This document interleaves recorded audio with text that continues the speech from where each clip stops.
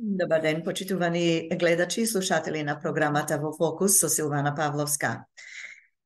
Поздрав од мене, каде и да сте во светот на овој денешен ден, петок, 10 ноември 2023 година. Во прилогот мислења, денес би сакале да споделиме неколку со вас. Првин ќе почнеме со председателот на МАНУ, професор доктор Љупчо Коцарев, кој што пишува следното. Северна Македонија е мртва, да живее Македонија. За македонците, културен геноцид се сите документи во кои не научно, туку со политички притисок се бара од нив самите да се откажат од македонството, од своите македонски корени, да се откажеме самите од себе си, од македонците во Пирин и во Егеј, да се откажеме од македонскиот просторен и временски јазичен континуум, што постои илјадници години и продолжува да постои денес во Македонија, во сите соседни држави и на секаде каде што живеат македонците. Денешниот текст ќе го почнам, вели Коцарев, парафразирајќи го Джим Морисон, кој вели: ова е крајот. Македонци, ова е крајот. Мој единствен пријателе, крајот на нашите разработени планови, крајот на се што исправено стои. Почетни стихови од песната Крајот, The End, но и од почетната сцена на филмот Апокалипса, денес, Apocalypse Now, соочени со сегашната македонска апокалипса и со фактот дека Македонија не можеше да стигне подолу од таму каде што денес се наоѓа, без скрупулозно дивење и грандиозен башибозук, мислам дека не ни преостанува ништо друго освен да извикаме: Северна Македонија е мртва, да живее Македонија, а при тоа да се подсетиме на веќе антологиски стихови: негде ќе те премолчат, негде ќе те сокријат, гроб со гроба ќе покријат, само ти си бесмртна, жива вода подземна, кај што тонеш ти извираш. Како понатаму, прашува Коцарев. Пред 140 години почина Карл Маркс, еден од авторите на Пролетери од сите земји, обединете се. Иако може би звучи излитно, сепак се чини дека зборовите македонци од сите политички провениенции, леви, десни или во центарот, од сите земји, обединете се. Денес нам ни се насушно потребни повеќе од кога било. Обединувањето ни е потребно за да обстои Македонија, за да се крене од пепелта на беззаконието и за да оживее. Македонија веќе се доживува како разнебитена, опустошена, доведена до дното на сите дна држава, додека пак македонските владеачки елити немо ги поддржуваат катадневните зулуми, се плашат и да го изустат зборот Македонија. Тоа го прават нечујно на приватни забави, порачуваат дека младите се малцинство и не прават разлика меѓу мултиетничко општество и мултиетничка држава. Граѓаните на Македонија си заминуваат не толку од економски причини, туку повеќе поради недостигот од владење на правото и продукцијата на изобилство од лукративни владеачки подлизурковци. Ние треба самите да ја доведеме Македонија во ред. Никој однадвор нема да ни помогне ниту денес, ниту утре, дури ниту тогаш кога во некоја најверојатно далечна иднина Македонија ќе стане полноправна ЕУ членка. Европа, утопскиот идеал за светот, особено пред Првата светска војна, место каде што секој граѓанин станува наднационален, космополит граѓанин на светот, најдобро се пресликува во животот и делата на евреите, кои истовремено, идентификувајќи се со националниот идентитет на државата во која живеат, не го отфрлаат своето еврејско етничко потекло. Така, например, Хана Аренд го сакаше својот посвоен американски идентитет, но никогаш не го избриша своето минато, за да измисли нова сегашност. Па, од тука, Незиниот еврејски идентитет е неспорен факт, што таа никогаш немаше желба да го менува или отфрла. Аренд беше фасцинирана од концептот отфрлен, непожелен, што го опишува еврејското искуство во Европа, па затоа во потеклото на тоталитаризмот таа напиша: евреите секогаш мораа да плаќаат со политичка беда за социјална слава и со социјална навреда за политички успех. За Аренд да се биде отфрлен непожелен не беше инхерентно негативна позиција. Во серијата есеи напишани во 1940-тите години, таа се осврна на отфрлените и напуштени поети и писатели Хайнрих Хайне, Рахел Варнхаген, Бернард Лазаре и Франц Кафка, нагласувајќи дека тие никогаш не избегале од еврејството, но исто така ја користеле својата различност за да ги надминат границите на националноста и да ги вткаат нишките на нивниот еврејски гении во општата текстура на европскиот живот. Зборовите Израел и Македонија често се среќаваат во Библијата. Државите Израел и Македонија се формирани приближно истовремено. Израел во 48 година, додека пак Македонија се формира прво во 43 година како федеративна република во рамките на државата Југославија, а во 91 година Македонија, една од наследничките држави на поранешна Југославија, прогласува независност. На временската скала на која е проектирана историјата на човештвото или пак постоењето на космосот, годините 48 и 91 се блиски, речиси коинцидираат. До 48 година и до 91 година еврејскиот и македонскиот идентитет за повеќето евреи и македонци насекаде во светот се неспорен факт, што никогаш нема да се менува или да се отфрла. За жал, по 91 година за македонците се смени во еден ден, па така на 17 јуни 2018 година Македонија умре. Да се подсетиме дека пред договорот со Грција за 80% или за околу 6 милиарди жители на планетата Земја, вклучувајќи ги 10 најмногу бројни држави во светот и трите суперсили Кина, Русија и САД, ние бевме македонци од Република Македонија. За македонците културен геноцид се сите документи во кои не научно, туку со политички притисок се бара од нив самите да се откажат од македонството, од своите македонски корени, да се откажеме самите од себе си, од македонците во Пирин и во Егеј, да се откажеме од македонскиот просторен и временски јазичен континуум, што постои илјадници години и продолжува да постои денес во Македонија, во сите соседни држави и насекаде каде што живеат македонците. Срцевината на проблемите во ЕУ е неуспехот на концептот секој граѓанин станува наднационален космополит граѓанин на светот. Тоа е и единствена причина за смртта на Македонија. Граѓанскиот концепт на државата соочен со национализмот на соседите, особено на ЕУ членките, придонесе зашто исклучиво се виновни дел од македонските политичари Македонија да се откаже од македонците. Дали има излез од оваа состојба, прашува Коцарев. Да, овој мој позитивен пристап ќе го покрепам повторно со стихови. Тука најсилно со векови звонат црквите македонски, па затоа звонете со камбаните кои се уште можат да звонат. Заборавете на вашата совршена понуда. Заборавете на лажната и недостоинствена ЕУ понуда. Во се има пукнатина. Така влегува светлината. Така за навек влегува светлината на македонството. Пишува професор доктор Љупчо Коцарев, председател на МАНУ. Тоа беше првото мислење. Сега продолжуваме со второто мислење. Второто мислење ни доаѓа од Маријан Камиловски и е насловено Византија е синоним на Западот за Македонското царство.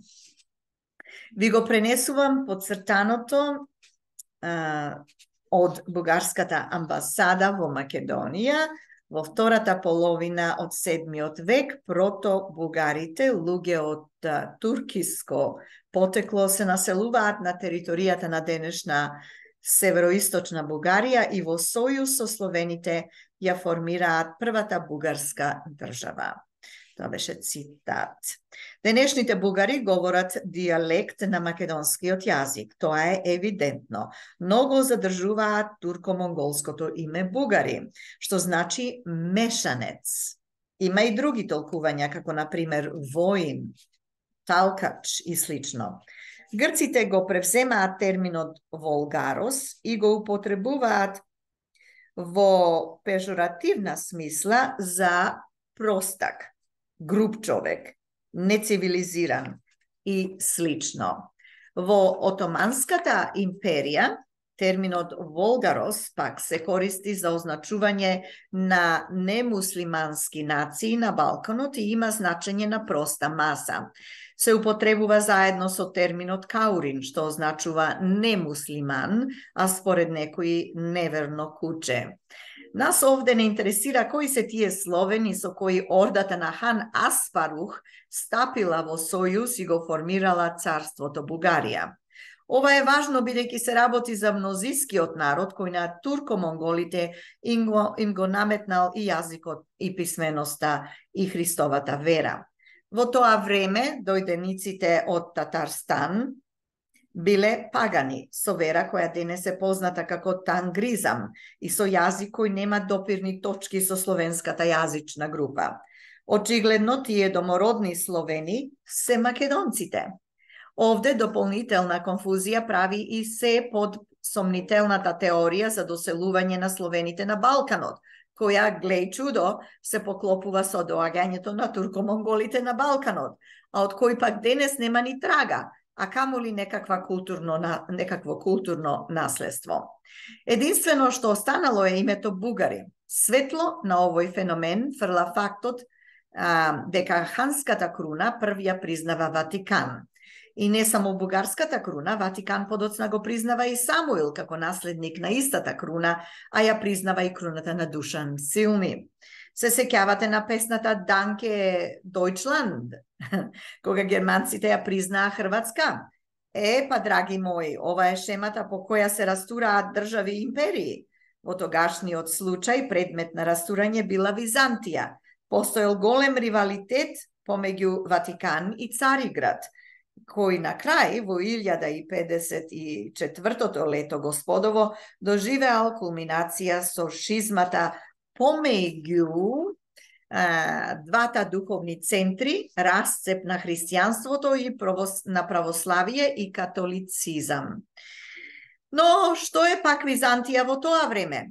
Прво, Византија не е Византија, тоа име доаѓа од 19 век и се користи од страна на историчарите до денешен ден.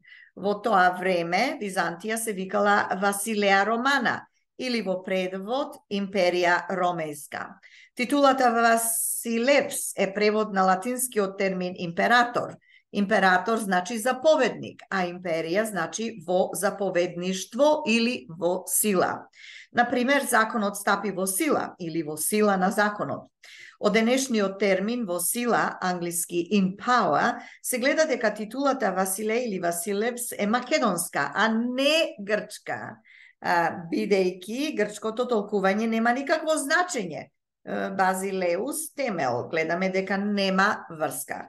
Византија е возобновената македонска империја.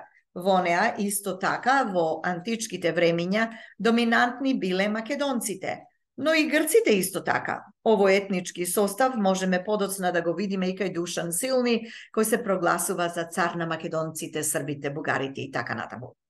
Денешните бугари учат дека Византија била непријател.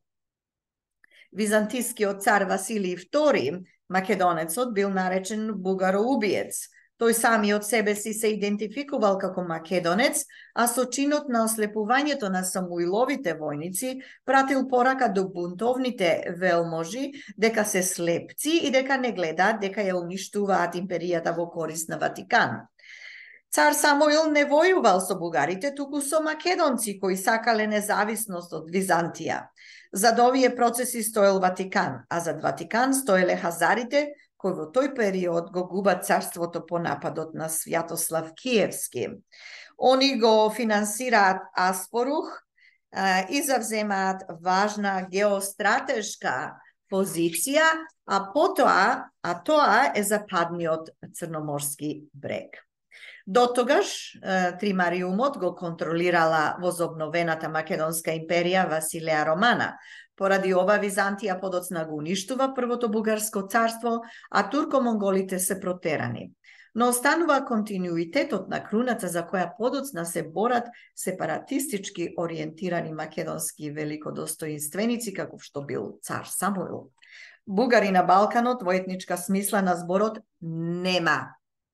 Постои држава Бугарија, која од стратешки причини е обновувана 3 пати од страна на големите сили, но сега населена воглавно со етнички македонци, тракици, мизици и словени.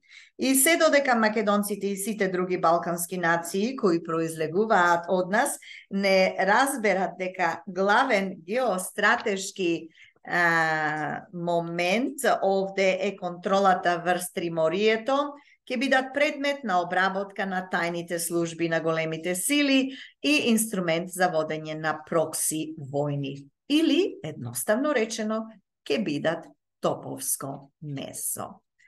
Тоа беше текстот на Маријан Камиловски, на кому му благодариме, како што му благодариме и на представителот на Ману, Љупчо Коцаревски. Љупчо Коцарев. Коцарев, не Коцаревски.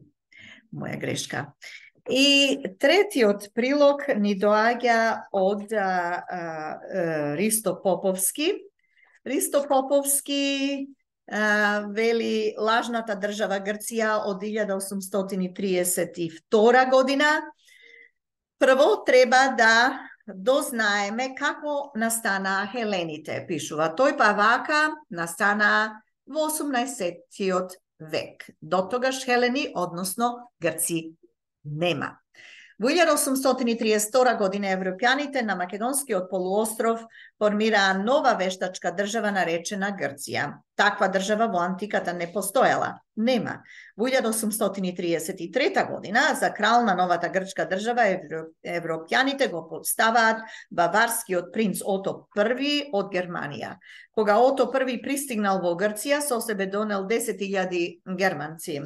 Во парламентот првите 3 години се зборувало на германски јазик, сите весници се печатени на германски јазик, новите грци немале ниту јазик, ниту писмо. Грчки народ тогаш беа македонците, православни и муслимани, се разбира, македонците зборувале македонски јазик. Грција е направена на полуостровот Мореја со 500.000 народ. Потоа е земено македонското којне јазик од македонските цареви, создаден во Македонската академија за лингвистика во Пела. Овој јазик требаше да го користат македонските цареви во новото големо царство од Пела до Индија, формирано од царот Александар III Македонски. Овој јазик најмногу го употребувале птоломејците во Александрината библиотека во Александрија, Египет и нивната царска администрација. Овој јазик во 1832 година бил преработен и реформиран. Така настанал и грчкиот јазик на вештачката држава Елада.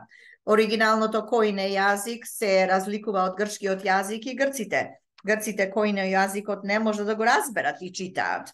Грчкиот јазик е реформиран, затоа тие денес зборат за старогрчки јазик и новогрчки јазик кои меѓу себе драстично се разликуваат.